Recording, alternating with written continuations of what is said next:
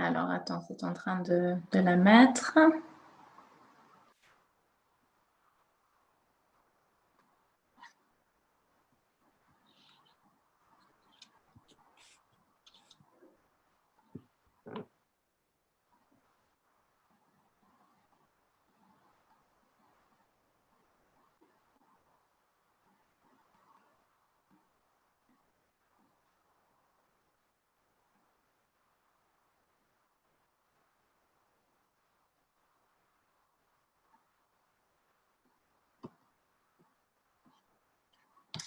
Okay. It looks like we are live. Good evening, everyone, and thank you for joining our third session of Akwan Talks. These are sessions we organize every second week at Akwan for Holistic Learning in Amman. We're doing them online for the time being, since we are more or less still locked down by COVID-19, hoping to create spaces in which we talk about education and life with children, teenagers that are in our lives. So tonight, the topic we chose comes from a necessity that we have observed as educators since the teenage period of life can be complicated, full of new experiences that the teenager, him or herself, may not have the tools to name, let alone even share with adults in their lives. And it's also a time when parents might find themselves in a place of not necessarily knowing how to handle the novelties that are happening in their family life and how to talk to this human being that is somewhere in between a child and an adult. So for this talk tonight, we're very happy to have Isabelle Millon, who is a philosopher, practitioner, who has 20 years of experience working with children, teenagers, and adults, philosophizing with them, thinking together and growing together. She's also an author of books, also destined for children and teenagers and adults. And she's also a friend and someone who accompanied me personally and also other team members at Akwan, Reem, and Yazan in our personal growth and in our personal path to becoming adults. Good evening, Isabelle. Good evening, Christina. I'm very happy to be here with you, just not only as a philosopher, but as well as someone who really enjoy what you do with Reem and Yazan, for having knowing you for more than 4 years now and working with you in Amman and as well in France. Yeah. Thank you very much for your time. And before we begin, I just wanted to tell all our current viewers and the ones who are going to join us in a little while, if you have any experiences or concerns with teenagers in your life, or any comments about the discussion as it goes, please don't hesitate to post under the video on our Facebook page. And also, if you have any questions, please post them and we will do our best to address them during our conversation with Isabelle. So since when I started now, I was saying that teenage times are difficult times, and it's something that looks like a universal truth or a fact. Let us begin with a description of what are the main issues or difficulties that a teenage person may be experiencing while they're growing up.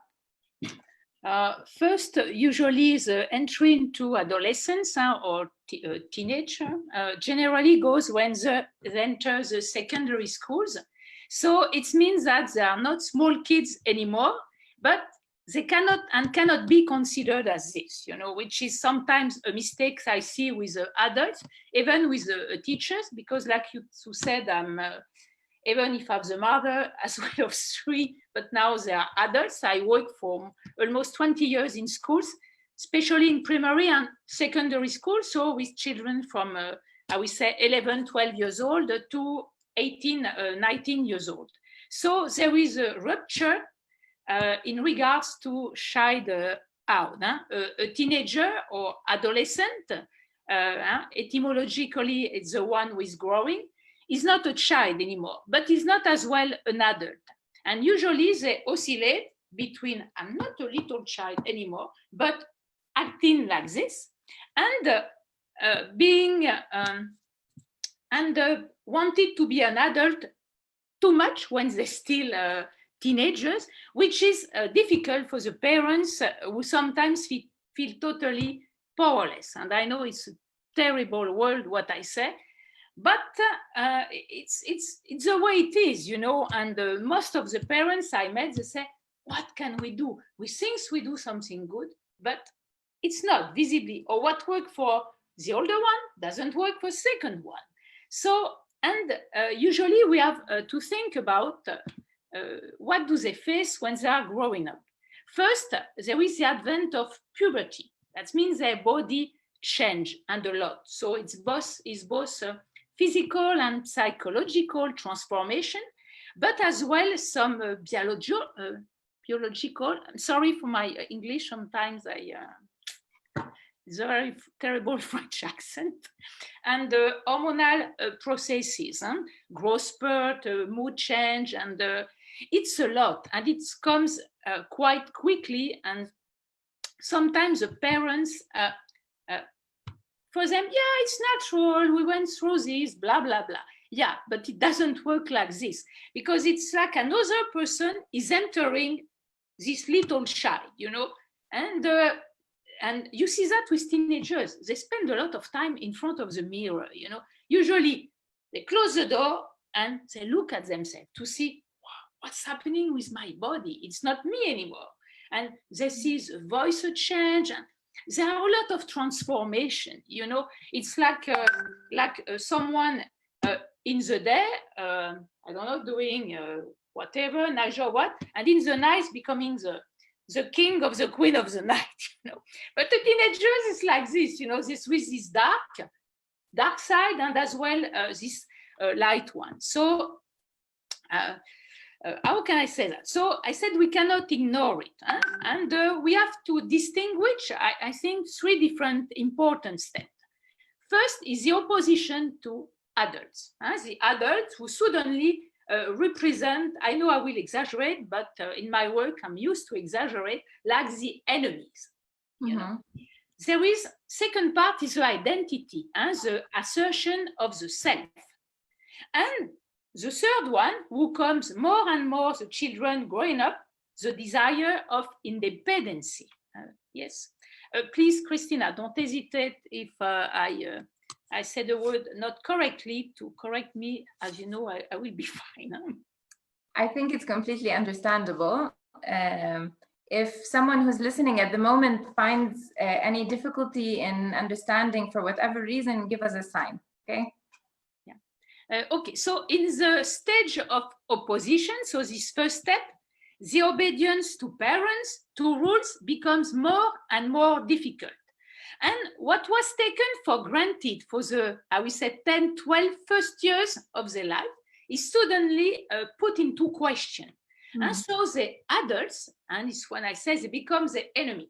You see that for the parents, but as well in the teachers. And like I said, I work a lot in secondary schools, and even with the more, I would say, polite children, the more obedient ones, sometimes something change in their behavior, that they want it or not. Because as well, there is a relation to their peers, you know, they are watching them. It's not like when you are a little kid, I'm your friend, I'm not your friend, I play with you, I don't play with you, blah, blah. It's quite easy, you know, even if for the most difficult one. But for the teenagers, it's something else because of all this transformation, this desire of please the adult, but same time to say, what are you doing? You know, I'm young, you don't understand me, you don't listen to me. So it's very difficult for them.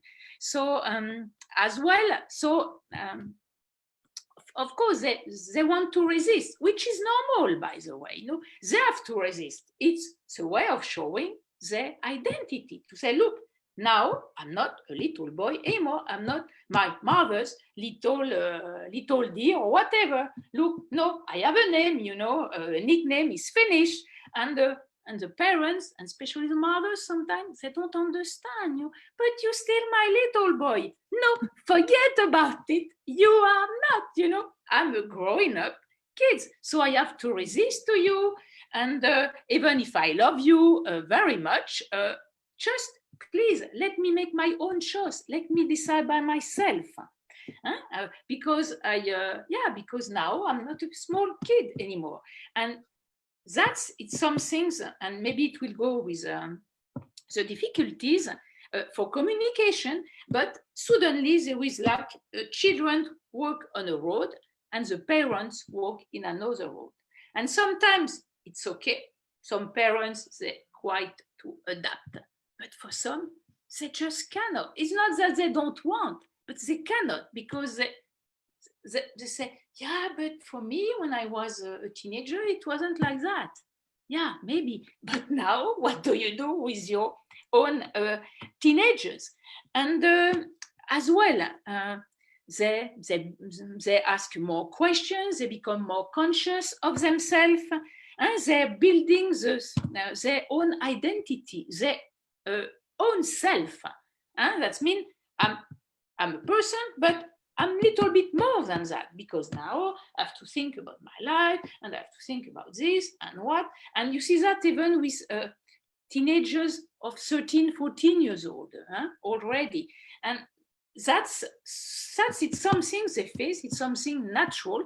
But even if it's natural, that doesn't mean that we have to, oh, it's natural, it will pass. No, it doesn't work like this. For some of them, yes, but for some, no. And so I know it's difficult, and especially when they start to ask the question to their parents, to say, oh yeah, but look, your values and your principles and all these stuffs, and the parents say, but what's happening, and yeah, but of course it's in a way it's normal, even if for the parents it's difficult. Again, so there is really this big fracture between this. So, and also they want to, I don't know, like when I see teenagers, they say, yeah, but look, my mother, she still wants to kiss me in front of my friends, And I said, yeah, why? It's a problem.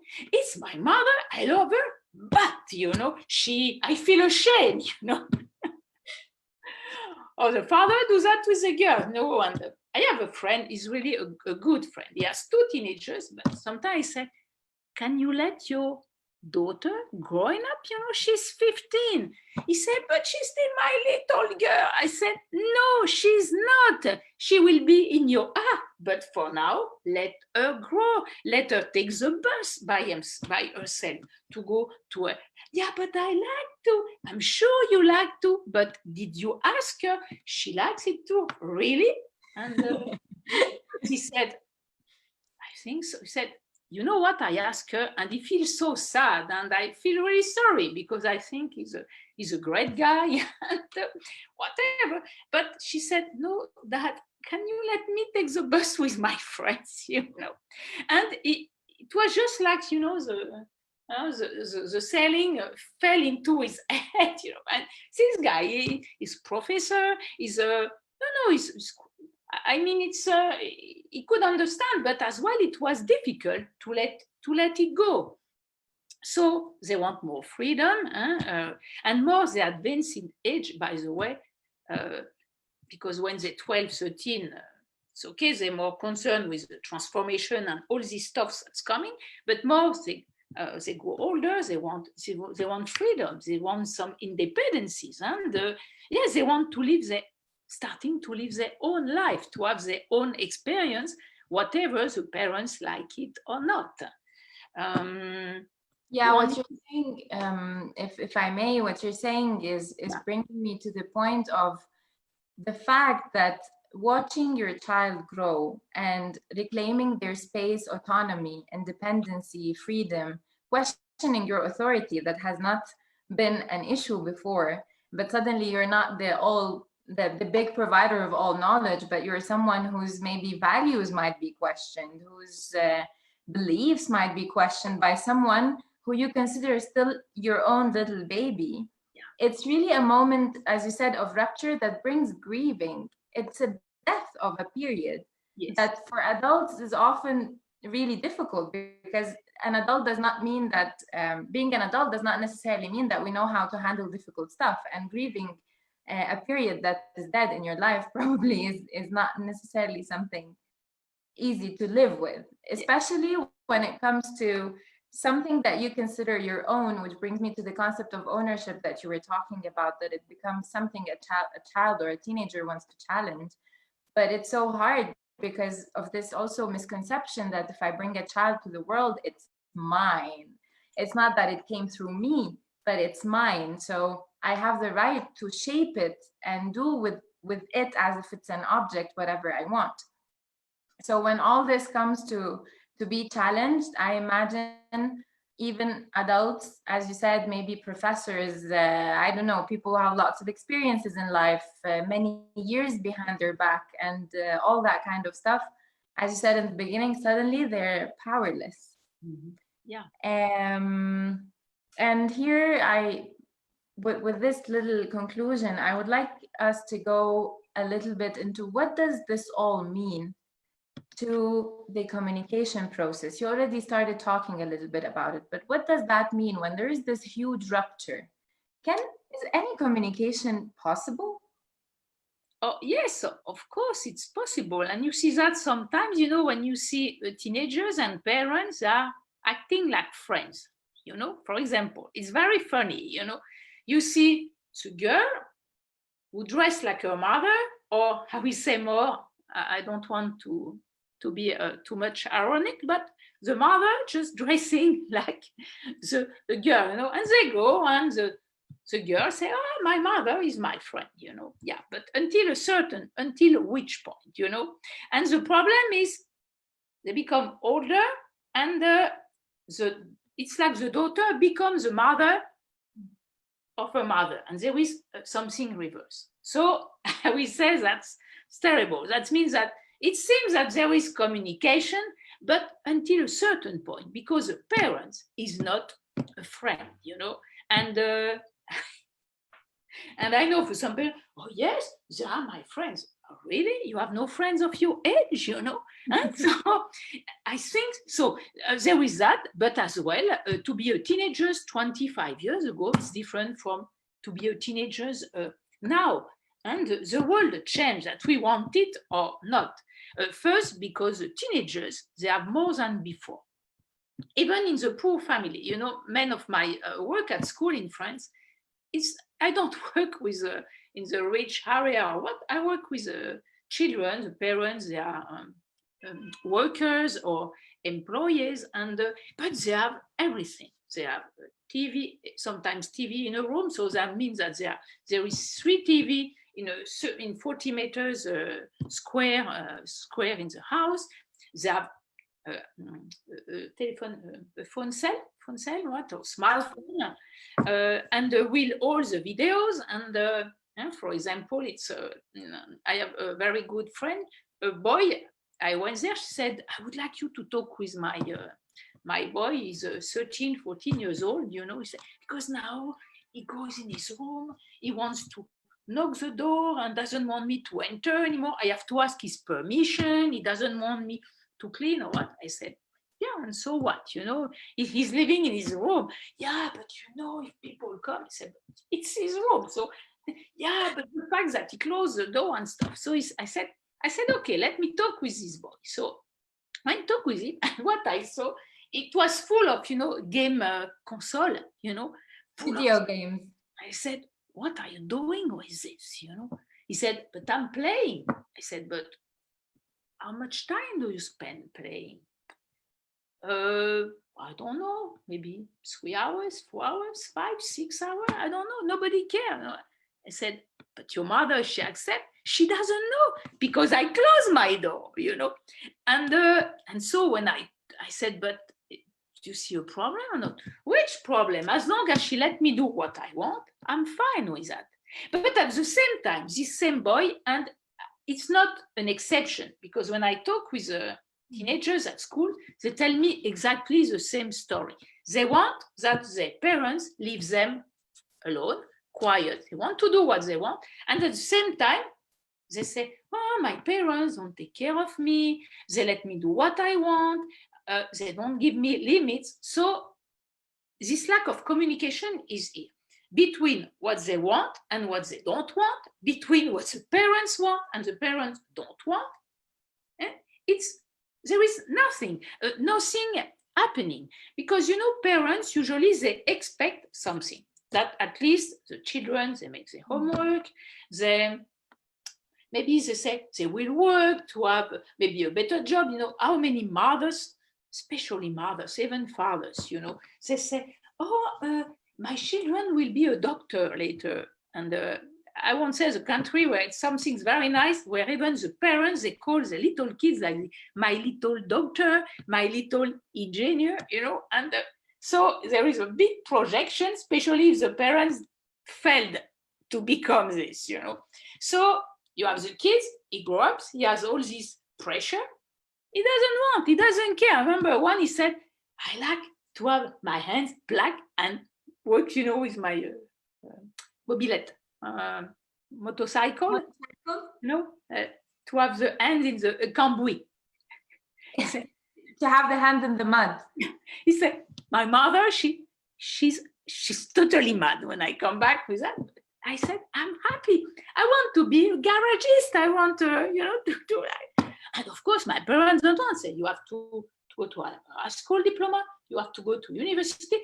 Me, I couldn't go, and all this kind of stuff, A lot of parents, they put so many things in the children, and the children resist. So how to communicate? Because the parents, they want something, the children, they want some other things.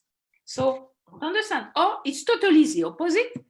It's the parents who said, no, I don't control anything. I trust him totally. He does whatever he wants. But so between this, like carried in Silla, from one side to another one, there is a middle way somewhere.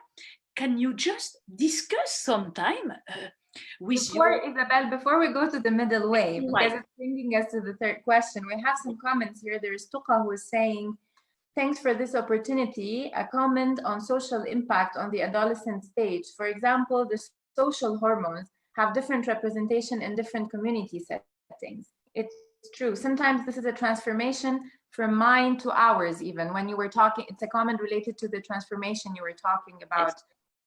Yes. And then we have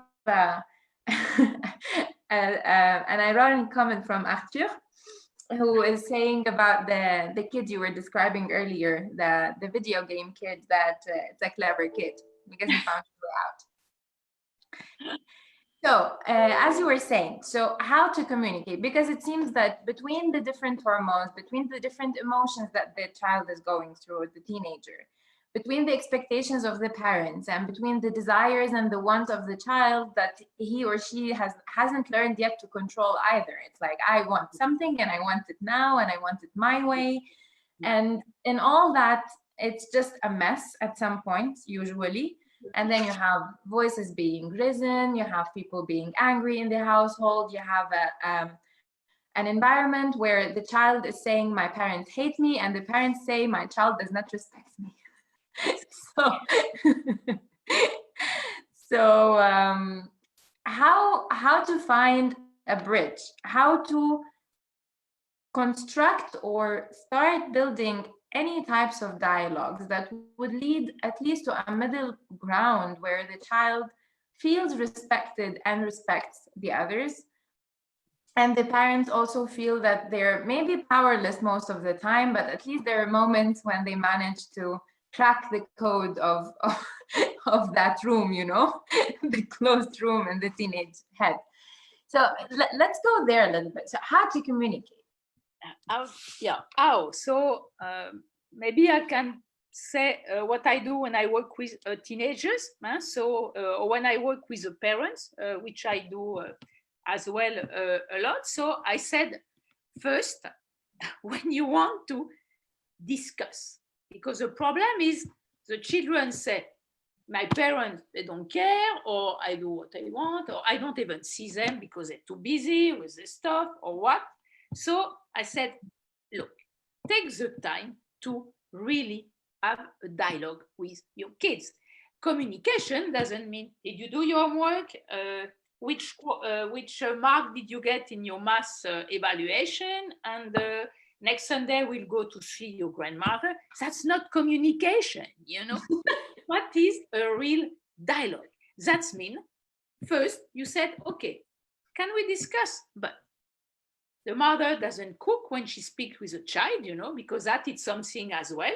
See, the parents, I do and you talk. No, you know, if you do that, you cannot really listen to what the kids say. So say, okay, for now I have no time, but let's take a walk together, or let's sit somewhere, and if there are little brother, sister, wherever, no, it's okay now, we just discuss. So first, get interest in what your teenager will say, and don't start to react. Don't start your emotion going, because at one moment you say, well, no, I have to tell him that's not right what he does. And no, don't start, just listen to him. But of course, ask him to clarify what he said, to deepen his words, to give some valid reasons, make him think about what he says. You have the right to disagree with him, to see some problems in what he says, but at least bring some, we say, some objections, or show your disagreement, not in an arbitrary way because you're his father or you are his mother. And it's something all the time. The parents, you know, they say, you say, yeah, but what they say, it seems they communicate, the dialogue. No, not at all. After a moment, say, no, that, or emotions come, I'm your mother, you know, yeah, and so what? Now it's finished. No, so let's continue to discuss, make him responsible of what he says and what he does. You know, when you have a 14-year-old kid who just go outside, he doesn't say to his parents when he comes, and at more than 11 o'clock in the evening, the mother start saying, oh, where is he? Father say, oh, maybe he's with his older brother. So they continue. The older brother comes back. It's true story, just happened a few days ago here. And of course, suddenly some stuff happens or whatever. But so, and the mother, after she's complaining, you know, but the mother never discuss with his child. Usually she says, okay, if he come back, he will come back, you know. Maybe he's with his friend. What a boy of 14 years old does at 11 o'clock in the evening anyway, in the street. So take the time, make him responsible, you know. And after, don't say, oh yeah, but he's a nice boy, he's a good boy. Forget about it. We're not talking about that. What did he do? Did he steal the bicycle of the neighbor? So yes, so discuss about it. It's not about punish him right away. Or the father, I remember one father said, okay, when he comes back, he's going to see what he's going to see. I said, and so what? You're going to be violent? And so what? What will happen? You won't do it again. I said, really? It's how you act with your kids. And you start discussing with father. I said, I understand why the teenager doesn't want to discuss with his father. Each the time, the father use this, you know. I said, I'm going to show you what your grandfather and stuff like that. You know, all this, sorry to say that, this stupid stuff, you know, it brings nowhere. So take the time. Don't impose your own idea. It's not your 6 or 7 years old kid anymore. It's a growing up child. It's becoming an adult in a few years anyway. And just accept. But of course, that means that you must accept as well to see what you say, your certitudes, what you take for certain, to be put back into question by your own teenager. It's a risk to take. And usually why dialogue cannot come? Because the parents say, I'm your mother, it's finished, you know, you won't go out. No, it doesn't work like this, you know. A dialogue means a real dialogue, a real exchange between him or her and you. But that means you must be able to put aside your emotion for this. If at one moment you see that you become emotional, whatever, angry or whatever, say, okay, can we stop for now? I'm coming back in a few minutes. Or if you see as well the kids, because the teenagers are very good at what I call blackmail, but the parents as well. And maybe it's more, I don't know if I can say that, but something you see more in some cultural standpoint, and it's what you say, yeah, more cultural or in more specific places where there is blackmail between the mother and the child. And like you said previously, and it's something I say, children don't belong to their parents. You have a kid for different kind of reasons, because you were in love, because you whatever, we don't care, but they don't belong to you. That means that you have to, it's what I call respect, by the way. You don't have to like what he does all the time. You don't have to accept, but at least to say, okay, if it seems reasonable, okay. And so that means that if you want to have a dialogue, I said you have to be reasonable, to use your reason at this moment. Emotions, you go nowhere usually, because what happened? You get upset, and the child gets upset, and after what he does, no, I don't want to discuss with you now. I have some other things to do, because we don't have to forget, and especially for the 10, 15 years, and I will finish like this, the virtual became really like the second social life of the children, especially of the teenagers, With their phone, they spend so many hours in it, And the parents cannot control, unless they say when they come back, put your phone here and no computer, whatever, which is sometimes very difficult because they need it for homeworks, for school, or whatever.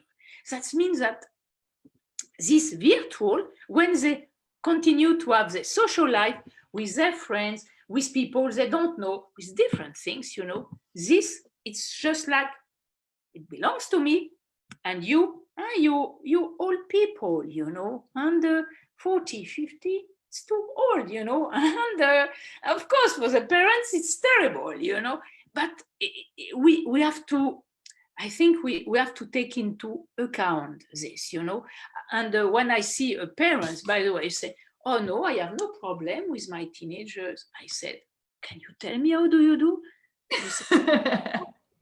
I said, oh yes, I have, and I got as well some problem, and not with all of them anyway, but so I said, how do you do, And people start talking.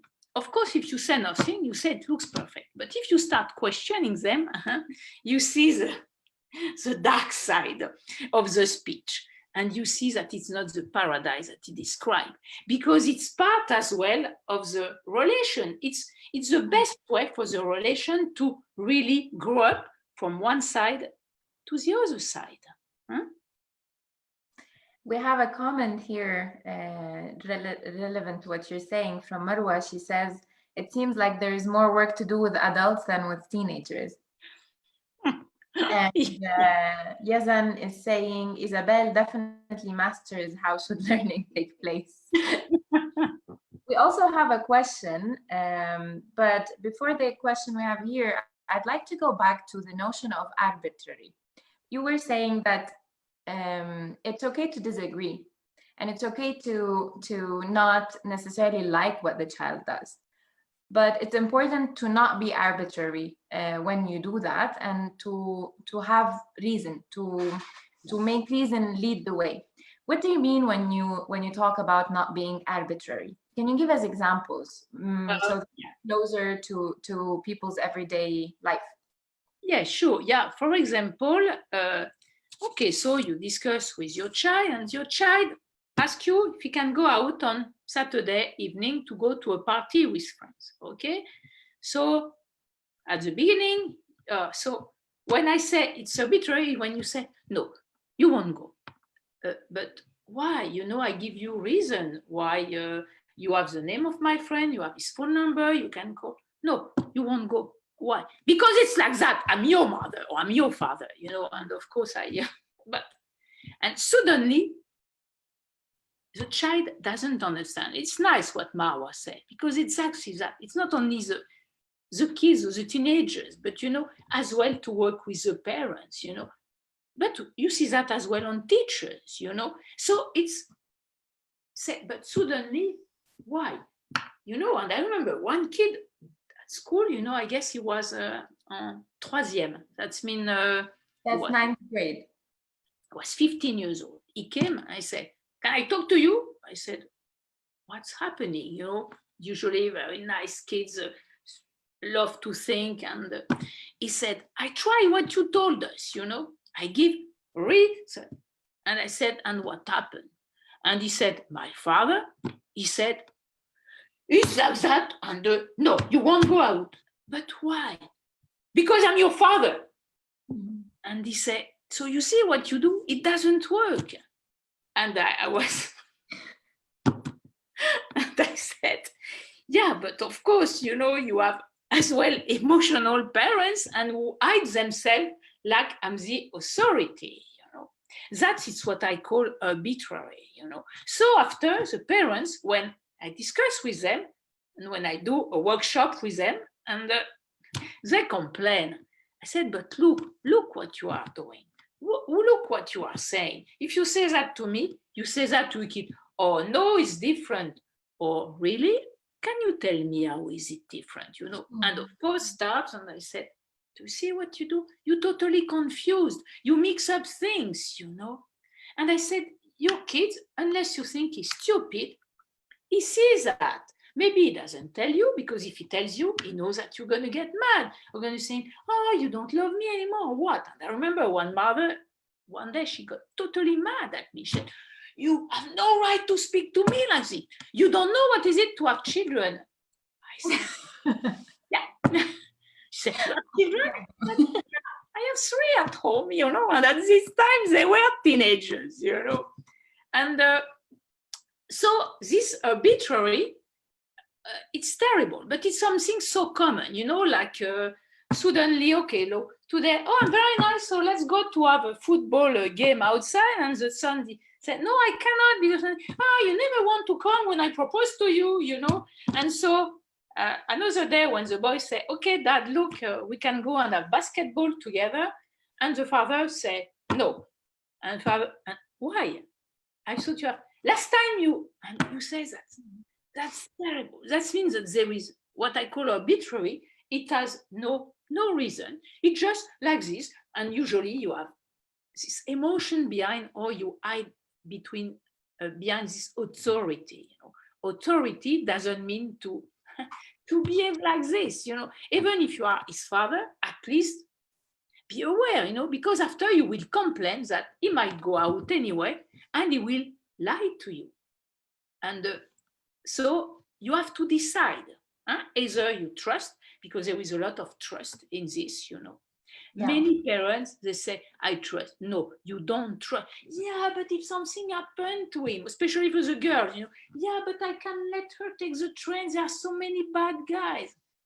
I say, yeah, but look, maybe she get hit by a car. Oh, you cannot say that. I say, but look, trust her a little bit, And I don't know if it answers your question. Maybe I went a little bit too far. Yeah.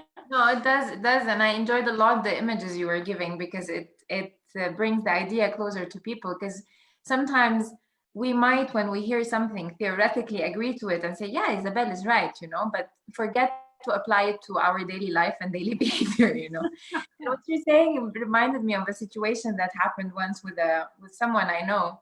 She was complaining that her daughter is stubborn and that she screams at her, she disrespects her. And we're talking about a 3-year-old child, not even a teenager, And it happened that the day she was telling me this, I was in their house, and at some point the girl wanted to take, I think, a skirt, or to wear a skirt in the house,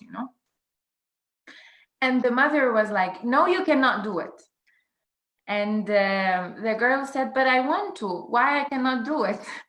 So the mother started screaming at her. Okay, so what she said she did it to her before. And she said, because I said so. And she closed the door to where the skirt is and she locked it, you know? Yeah. And I was thinking, and I tried to tell her, like, look, she's your mirror. And it's exactly what children and especially teenagers do. If we go back to the beginning of our conversation, they mirror us. They mirror our insecurities. They mirror our incohesions. They mirror our contradictions. And that can be really painful from an adult. So imagine from someone over whom you imagine you have absolute authority. Of course, it's gonna be annoying, but I guess, as you said, there is no other way, because if we want to really talk, or to really have a dialogue, not talk, to really have a dialogue, it's impossible without trust, without reason, and without deep interest, as you said, in what that person wants to say.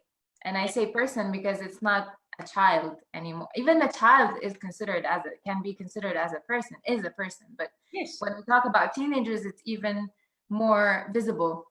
And this brings me to a question by another Yazan who says, how to get the teenager to be interested in what we want to say.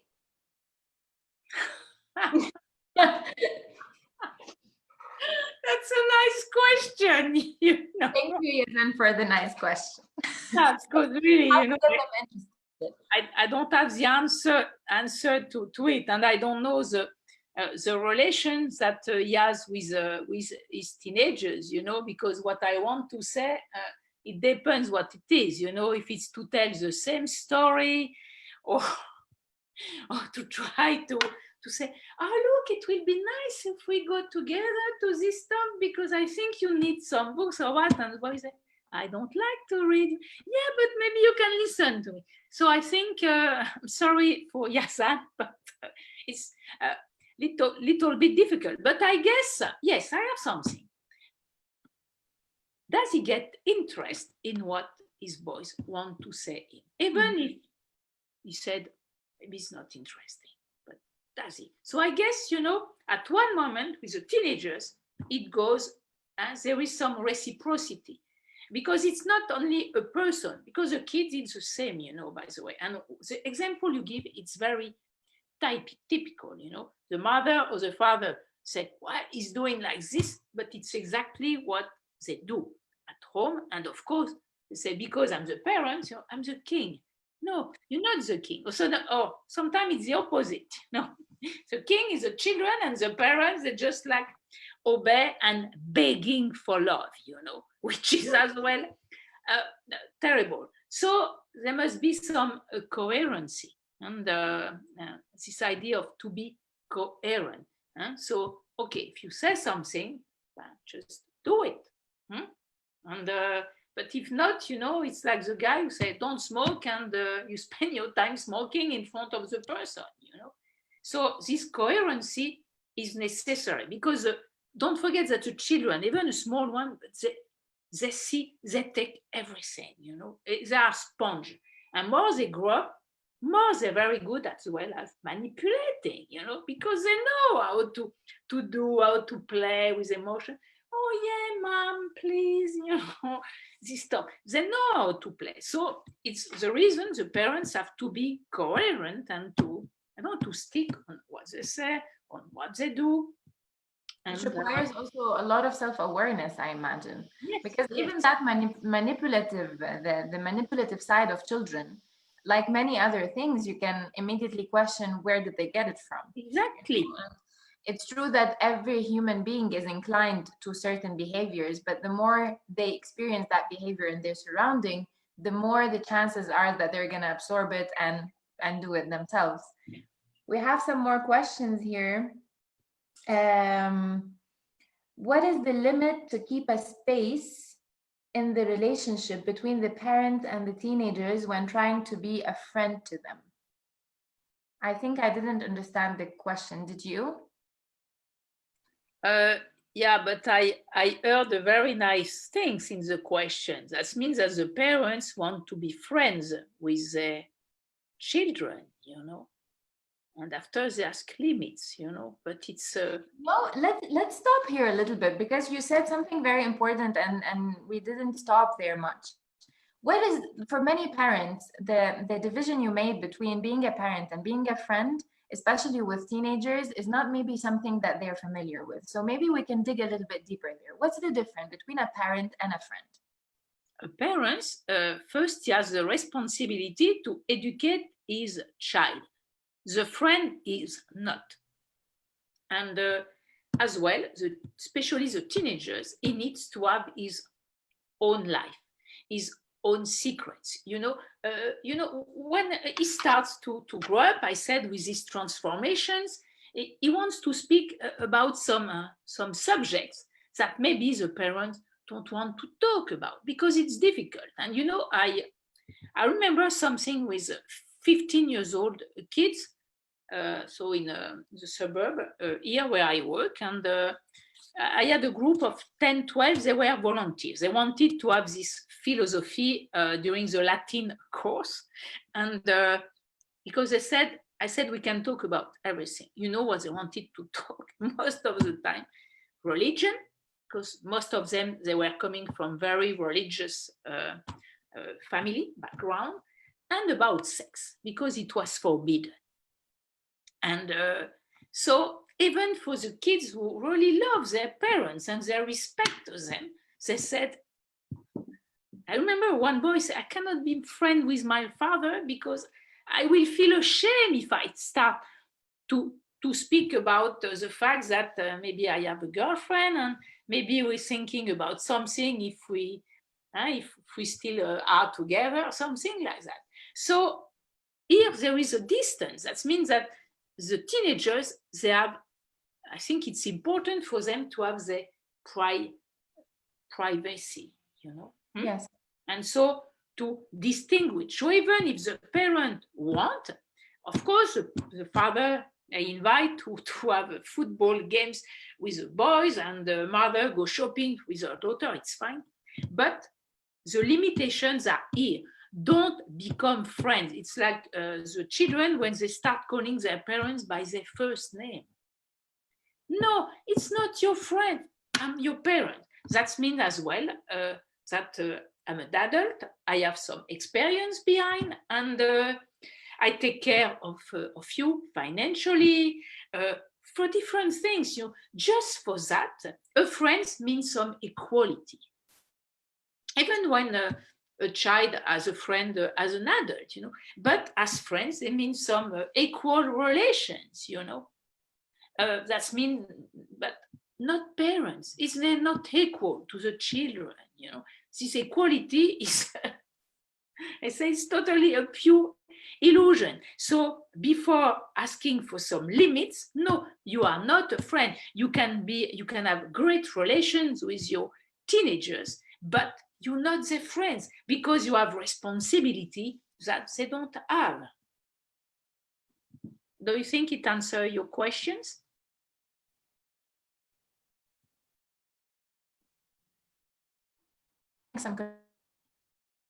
Oh, connection problem, Christina. Connection issues. Isabelle, do you hear me? Yeah, me. I hear you now. Yes, I'm still here, but I don't see you anymore. I cut off my camera because I had some connection issues. Okay, so was it clear what I said? Yes, it was very clear, and it brings me to this idea that often parents decide to become friends with their teenagers because they don't want to lose them, in the sense that they don't want to have any authority issues with them. And I think that, as you said earlier, that there shouldn't be extremes when thinking about the relationship with teenagers. Here also we can think about the relationship in terms of having a non-arbitrary authority is probably what can help when building that relationship. So I am the authority because I'm the parent, but my authority is negotiated and is reasonable. It's not an authority that I just bestow upon you and expect you to obey at all times, especially when you're a teenager, where there is more resistance. Yeah. I will just check if we have any. Yes, so the person who asked about the friend limitation question, whose dream, she says yes, it answers. And yes, so there is another question that's interesting. It's a reply from Marwa to Yazan's earlier question about how to get the teenagers interested in what you have to say. So she's asking, how about getting the parent adult interested in what the teenagers want to say? And I see a nice question here. It's more a comment, but I see a nice question. Maybe since we're at the end of our talk, maybe we could go a little bit into that territory. If me as a parent, I consider, I see no interest in really hearing out my child, but I pretend to. What do I do as a first step, as an adult with myself? What can be the first question I ask myself, or the first step I take to see myself and to see how I am projecting that relationship with the child? Can you try to reformulate your question? Yes, let's imagine I'm a parent who pretends that is interested in the child, but is not really. Oh, you pretend, but the kids Yes. will see it very quickly, you know. Exactly. But let's say that the child sees this but doesn't tell me. Okay. So how do, like, let's say I heard you speaking today and something started turning in my head. Where can I begin understanding myself better in relation with my child? What is the first step I can take to clear my confusion, you know? Oh, but that's mean by yourself. That means that you must start to asking yourself, you know, why do you pretend? Why do you pretend to be interested in what your kids say, you know? Already just asking yourself, you know, what is so boring about what your kids say, you know? As well, do you like when you want to talk to him, you know? Imagine he pretends and you see it. Will you be happy about it? So you must ask questions, because usually it goes back to maybe the idea of yourself, you know, it's boring, I'm not interested, or what. And I always say, I said, how can you get boring if you don't listen until the end what the other said, you know? Sometimes the light comes not at the beginning, but a little bit later, you know. And more you get you know, it's like at school, your kids and say, I don't like mathematics lesson, it's boring. I said, how do you know? Did you listen to all the course? Yeah, but I said, no, listen to it. Maybe you will learn something, you know. It's like these parents say, maybe you will learn something, even if you, but don't pretend. It's better to say, look, what you say doesn't interest me, and accepting the consequences. The consequences, that means that the child won't talk to you anymore. But no, you know, the children, they know when their parents are lying, they know when they have problems. You know, when sometimes the parents say, we have problems, we don't want to tell them. You know, they have ears everywhere, you know, and they see, because they know you, like you know your kids. But maybe the children sometimes they know better their parents than their parents know the kids, because they observe them. So here it's your relation to yourself. Ask you know, what is so boring, you know, why do I don't listen to him until the end? And or maybe to say, look, maybe it's, yeah, because it's terrible to say it's boring, you know. How can a human being be boring, you know, unless he speaks about the weather? But I'm not sure his son speaks about that. Or usually if he does, that means that he has something behind. So it's better to listen until the end. Sure. It comes to my mind now that if there is someone who feels like, okay, there is some work I need to do with my child because there was no communication at all before, it always helps also to be very honest about it. You know, to tell the child or the teenager, look, I think we haven't been talking properly before. I haven't been listening to you. Not that you didn't talk to me properly, but I haven't been listening to you. And I would really like to listen because I think you have something to say, or because what you're saying is interesting. And sometimes very simple things like that can be kind of the beginning of maybe something more constructive. Yeah. We have some questions here again. So people don't want to let you go, Isabelle. So we have a question from Pega. Why do you think children become parents' belongings? The children they never become belongings to the children. So I don't get the question. Maybe why parents consider children their Oh, belongings. because Let's reformulate the question. Yeah, why parents they do? Because they think because they put them into life, so they have we say death and life on their children. And by the way, it's what we see in some places, where the parents they think they can do whatever they want with their children. If my daughter doesn't obey whatever, I have the right even to kill her.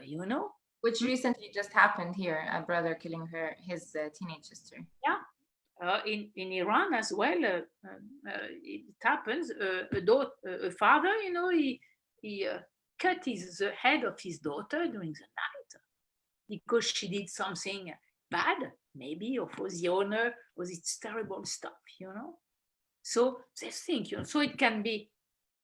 I don't like to say it's cultural, or because I don't want to look but yeah, it can be as well, in some families and some ancient stuff or whatever. Sometimes in the laws as well, it's terrible also. But so yes, it just like look, I put in verse, so it's mine. And in some countries, it's very strong. If you go to Russia, for example, it's you have as this story, Kolobov,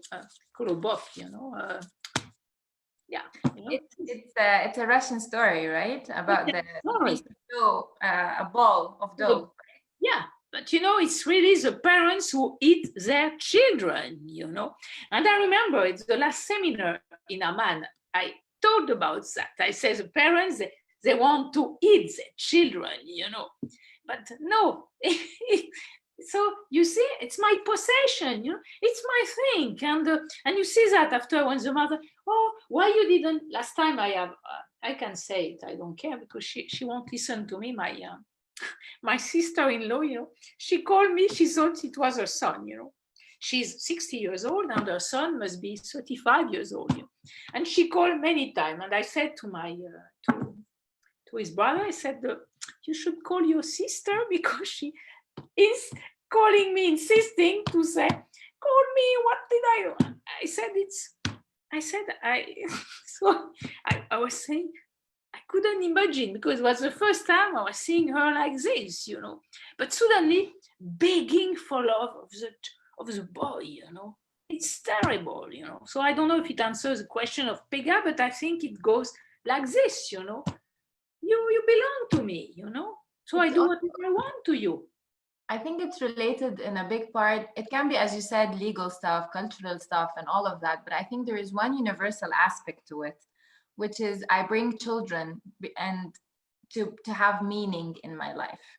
And if children become the meaning of my life, well, I wouldn't let anyone want to take them away. I would become crazy protective, and I would always expect that love, and if I don't get it, I would beg for it and do all that kind of crazy stuff.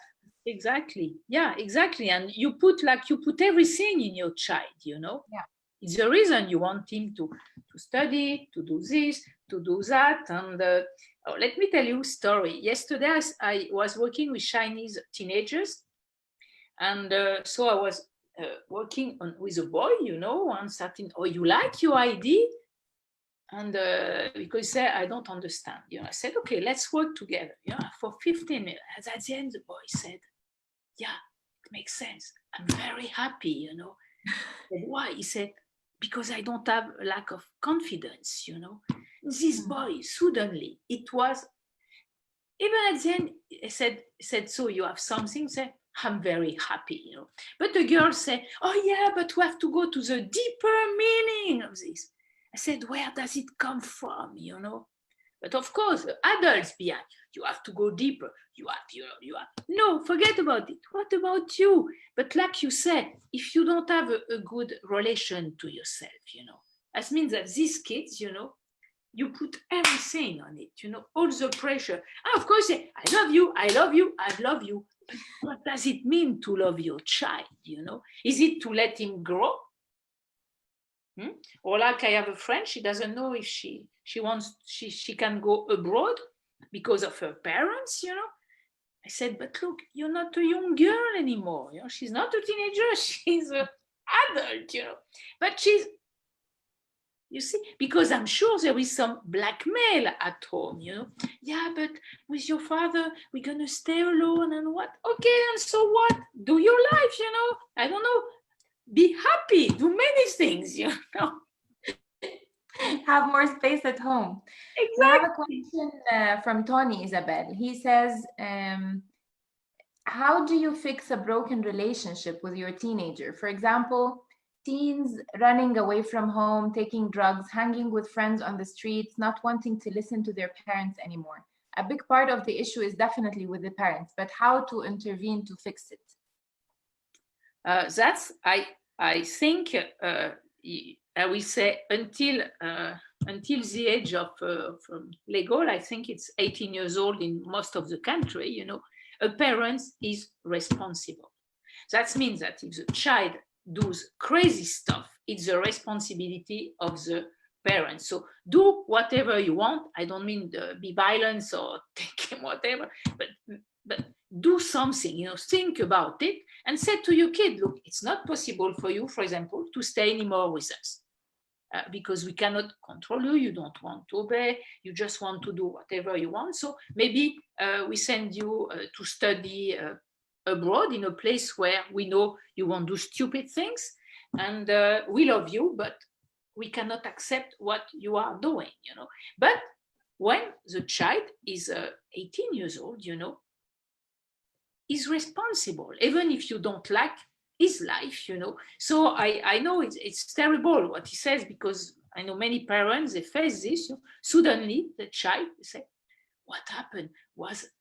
I was a bad parent? No, stop this guilt, I don't think most of the parents, by the way, are bad parents, Of course, I don't talk about this child abuse or whatever, but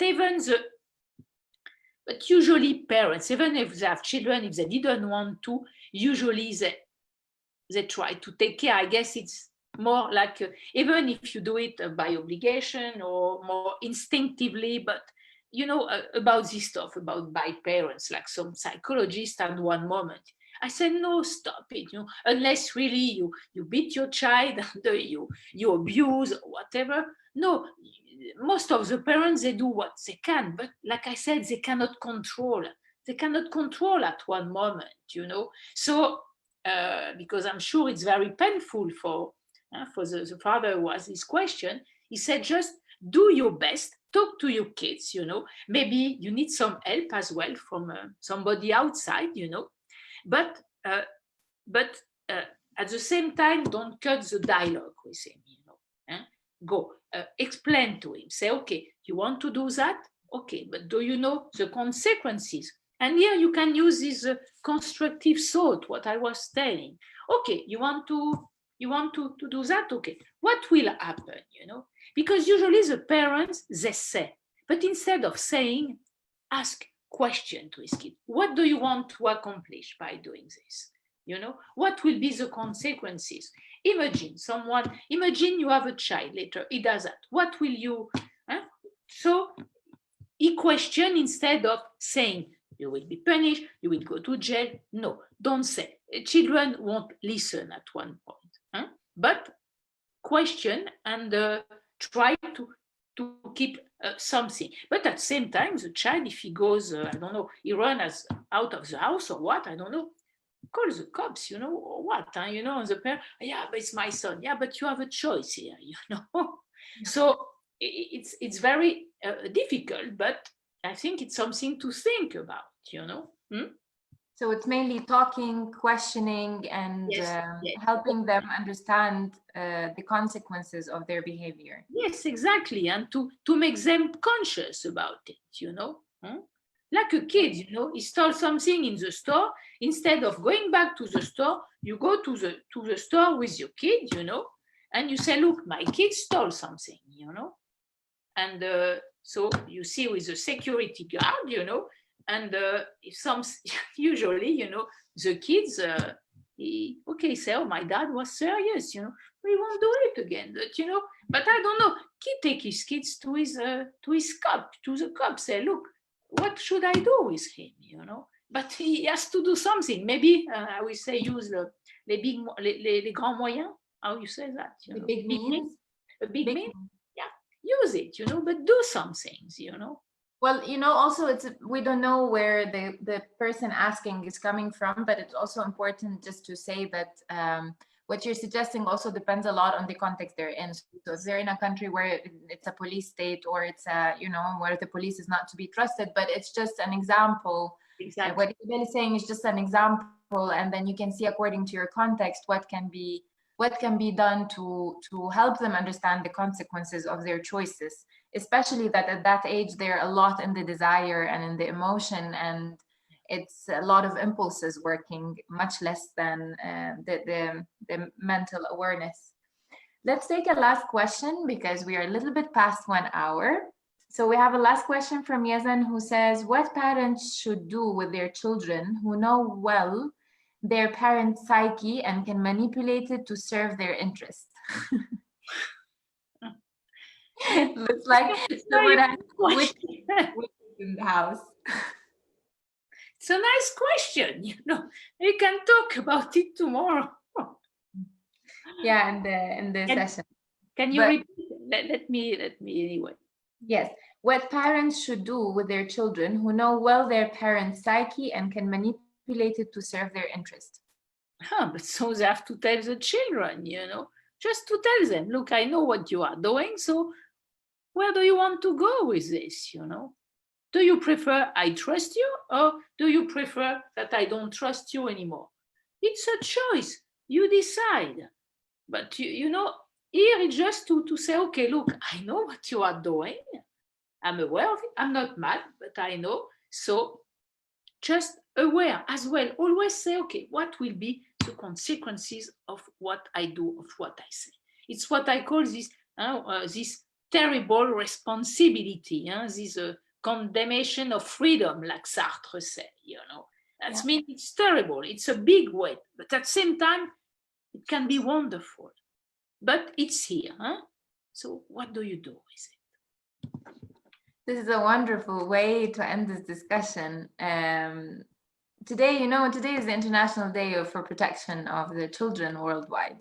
And on this occasion, I would like to hope for everyone who's struggling with children or teenagers at home, who would like to have better dialogues, who would like to provide them with better environment of respect and dignity and love, to be able to find the courage inside them to question themselves and to see themselves for who they are, and to see their children for who they are. And hopefully that will be a start for some growth, mutual growth for both.